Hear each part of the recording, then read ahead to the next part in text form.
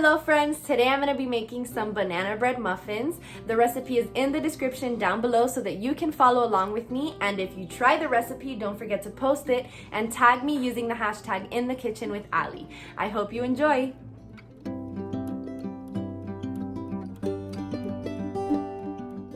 You're going to start off with 1.5 cups of flour, 1 teaspoon of baking powder, 1 teaspoon of baking soda, and half a teaspoon of salt.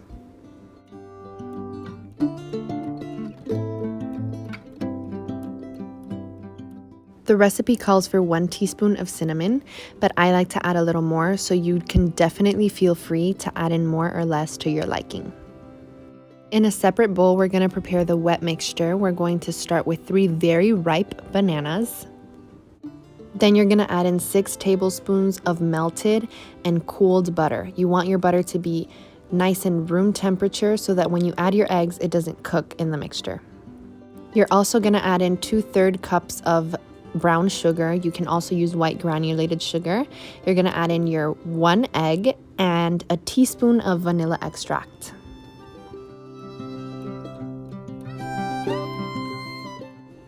Finally, you're going to add 2 tablespoons of milk, and then you're going to take your whisk or your fork and you're going to start mashing the bananas until they're nice and small pieces and the wet mixture has come together.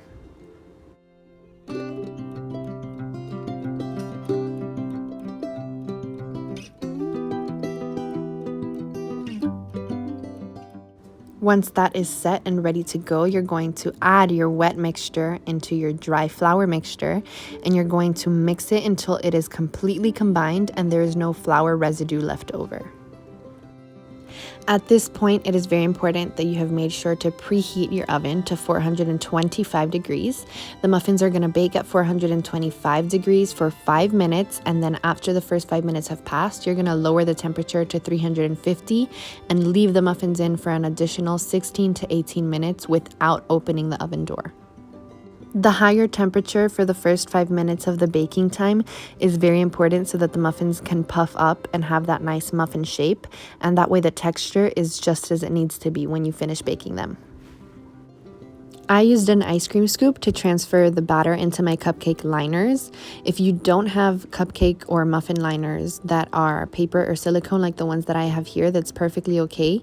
If you have your muffin tin, you can use the leftover butter on your butter wrapper to coat them, and that way the batter won't stick to the muffin tin while it's baking in the oven. Parchment paper is also a very good alternative if you don't have cupcake liners. You can also go ahead and decorate the top of your muffins with chocolate chips or nuts. I use some dark chocolate chips here, and then they are ready to go in the oven for 5 minutes at 425 degrees and then for another 16 to 18 minutes at 350 degrees. I think this is definitely one of my favorite recipes and my family's, especially because I make it so often since you always have leftover ripe bananas. I hope you really enjoyed today's video. I will definitely be sharing more recipes soon. Don't forget to tag me if you decide to make this recipe using the hashtag #InTheKitchenWithAli.